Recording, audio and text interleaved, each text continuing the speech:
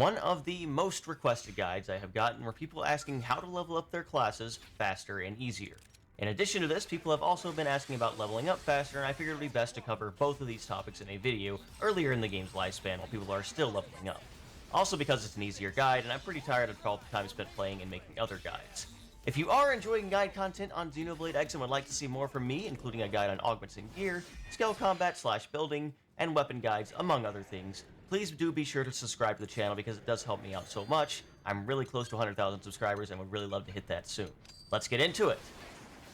So the general principles behind grinding class experience is that typically higher level enemies compared to you will give more class experience, so smaller enemies with less HP that also give less experience are usually going to be better for class experience also.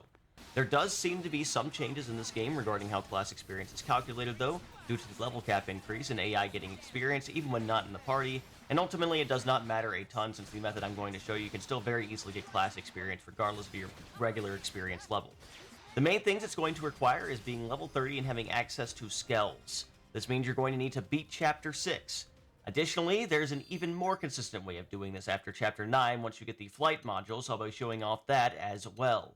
Before that though, I suppose I can show the go-to early game method of grinding experience, since you may need to hit level 30 after Chapter 6 to make this viable. This method will typically involve using Arena a bunch in the early game so she can get access to 2 different arts and an important skill. The 2 arts are going to be Brainjack and Servant Sacrifice. Brainjack is a TP art that allows you to take control of the enemy, basically stopping them from attacking for a while, and basically bring them under your control so they start attacking other enemies as well. That's not really the important part though. The important part is going to be the Servant Sacrifice ability. Using this ability is going to allow you to occasionally completely destroy the target no matter what the target is, no matter how much higher level they are than you, and that can be very, very nice for getting experience if we target the right enemy. Ideally, we're also going to have the King's Decree skill because this is going to make it easier to get enemies under our control. It just reduces enemy resistance to the control effect from Brainjack. That's a very nice skill to have. The other skills do not matter a ton, although it can be nice to have the extra TP art, and extra potential never really hurt as well, just for extra healing if you need it. Typically, the enemy we're going to want to be taking control of is going to be the Millisaur enemies in Primordia. So the general strategy is just going to be basically get 1000 TP and then press the Brainjack button and hope that it works. It will not always work, but with the abilities you have, it should work fairly often if nothing else. If it doesn't work, you're probably going to die and have to get your TP back, so that is the one negative effect. If you do get Brainjack, you're able to get all your TP basically instantly by using Servant Sacrifice, and if you get the instant immediate kill, that's very, very nice, but a lot of times you're going to have to use Servant Sacrifice multiple times to do that. If you have access to Overdrive, if you've beaten Chapter 5, you're able to kind of activate Overdrive after getting at least 3000 TP, so you can use Servant Sacrifice more often. This will also reduce the resistance to of the enemy, so you're able to apply debuffs easier, and that means that you're able to just kind of like build up your Overdrive count with Furious Blast if you need to, and spam Servant Sacrifice more often, and apply Brainjack again if you need to as well, to make sure that the Millisaur doesn't come out from under your control. Like I said, a lot of times this will take a while. You'll have to use Servant Sacrifice multiple times for it to actually work, but it will eventually work if you do everything correctly. The only thing is just hope that you get Brainjack immediately so you don't have to deal with the Millisaur one-shotting you and you have to get your TP back. That is the one negative to this grinding method. Now, at the point I am using this to show it off for the guide purpose, I am obviously over-leveled here, so I'm not getting nearly as much experience as you would be at the time you're probably going to be wanting to use this strategy, and if you use it around the mid-20s or even level 30, you'll probably get the experience cap, which is 9999. Once you are past level 30, and once you are past Chapter 6 and are able to buy your Skell, you are able to buy the level 30 Skells from the shop. Now, ideally, you will have Sakuraba Industries maxed out as far as Moranium investments are concerned, so you're able to get the best Skells possible with the additional effects and additional slots available to you, but otherwise you can open up additional slots with Moranium. After that, you're going to want to buy an Amdusius ST. This is a heavy type Skell, and then you're going to want to buy the weapon called the Phoenix. This is easily one of the most powerful Skell weapons in the game, and it's very easy to get from the shop, which is really, really nice. You're also going to want to buy for your left arm and right arm a couple shield weapons that increase your ranged attack and ranged accuracy.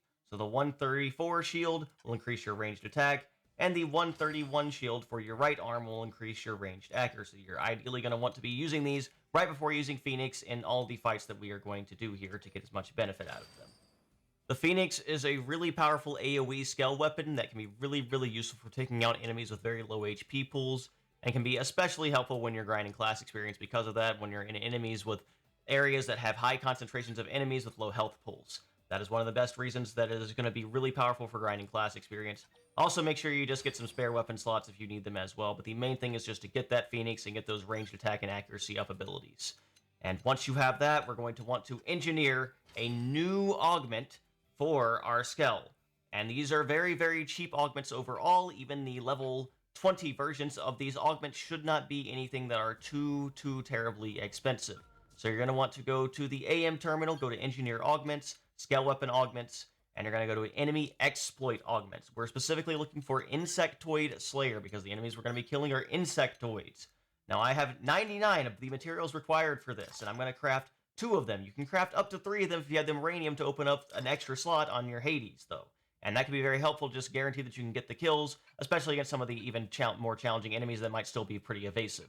Underneath the Skell Gear menu, you should just be able to go to your Skell Weapons tab, and just go to where the Phoenix is located and press the ZL button in order to equip augments. And you can just equip your Slayer Insectoids 20s, and that is all you really need to do here.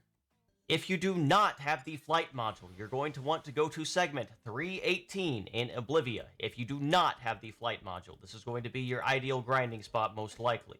This is what the speedrun uses, this is what I'm going to teach you to use at least. And you're going to want to kind of drive your skill over to the side over here, and we're going to go through this little narrow pathway over here.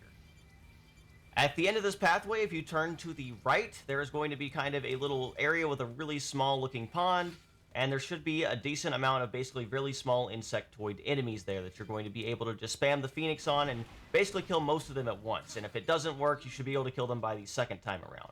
Now, you don't get quick cooldowns for Skells until after you beat the game, so if you don't kill them on the first Phoenix, you may be waiting a little bit, but you should still kill a good decent number of them regardless. Make sure you activate your 2 shields to give you the ranged attack bonus and ranged accuracy bonus, though.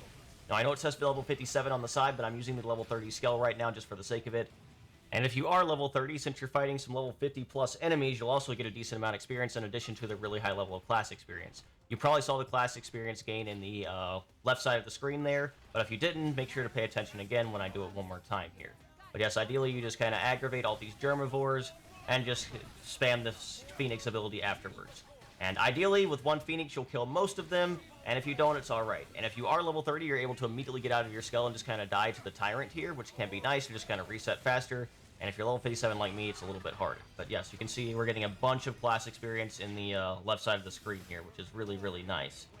And since I'm able to use Phoenix again, I'm able to just kind of finish off some of the remaining enemies there. And you can just see the pretty massive amount of class experience gained. Now, if you are past Chapter 9 and have the flight module, there is an even better method. By going to the segment address in the top corner of Noctilum, where the Divine Roost is, you are going to be able to fly inside of this little flower thing, this, well, big flower thing, I guess I should say. And there are a lot more insectoid enemies inside of here that are around level 60, and you are just going to be able to basically kind of nuke most of them if you have enough insectoid slayers and ranged attack ups. So this is going to be by far the best method if you are past Chapter 9, and it's going to be the easiest way to basically max out all of your classes on Cross, and any classes on all your other characters if you don't have them maxed out. And since I already had all the classes maxed on Cross when I was recording this, I can't exactly show that super well, but I can show you the class experience gain on my characters on the right side of the screen at the very least. So once again, activate your ranged attack and ranged accuracy up, and then use the Phoenix. And once again, this is with a level 30 Skell. And you're going to see this a bunch of enemies already immediately died there. Not all of them, but a lot of them died. Now, once I saw I wasn't able to immediately nuke all of them with just 1 Phoenix, and I was able to luckily use a 2nd Phoenix since I already had the ability to do that unlocked.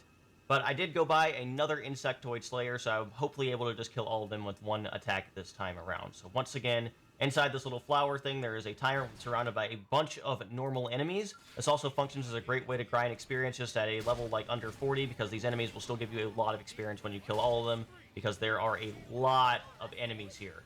Keep in mind, this is also with the level 30 Skell. There's also a level 50 version of the same Skell in the shop that has increased stats and might be even more useful to you if you want to do increased damage and just basically guarantee the kill against these enemies. But the fact that this can also work with level 30 Skell just because the Hades is just that good and the Phoenix weapon is just that powerful is really, really nice.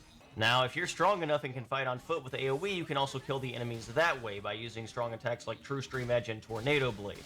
Now, at the same time, if you are on this guide, you probably do not have all the class experience needed to build these really, really powerful and strong builds, So you're probably going to want to use the Phoenix method, but it is nice that this is an option nonetheless.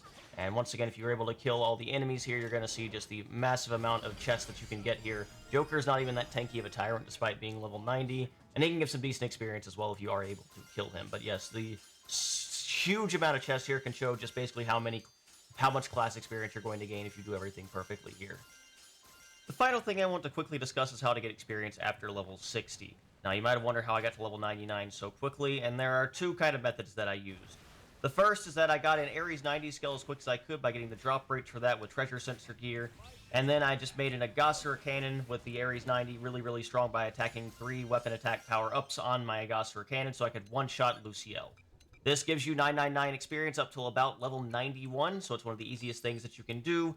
And after that, I had to come up with a new strategy to get the level cap even faster, which was going to be fighting Farsis here, and using a build that is called the Overdrive Gain TP build. And now this is really useful because you're able to basically use Overdrive for free, which allows you to cap it really, really easily. I'm able to just kind of spam my strong abilities because, well, at this point in the game, I'm going to have really strong gear and just kind of be able to, with the right skill set, just kind of kill them in 3 arts here, which is really, really nice. I should say, the Everqueen. Now, at this point in the game, it really doesn't matter between level 60 to 99 that much, because you should be able to just farm all the really important gear that you need to, but it is nice to just kind of have these options available. Luciel, in particular, does drop some pretty good armor gear if you need it.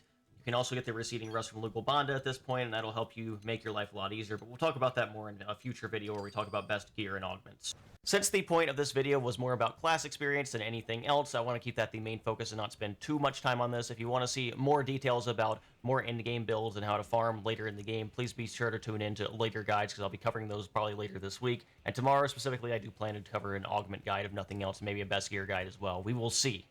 I think that is going to cover it for this guide, though, just something I wanted to get out while people are still going through the game, and also to help people max out their classes, because having classes maxed out means you can mix and match your arts and skills a lot easier and have more fun playing through the game. If you enjoyed the guide, please be sure to like, comment, and subscribe. Make sure to share with your friends that are new to the game so they can have more fun playing the game as well, and I would be greatly appreciative to all of your support. With all that being said, thank you guys so much for watching, have a wonderful rest of your day, and hopefully I will see you back here soon.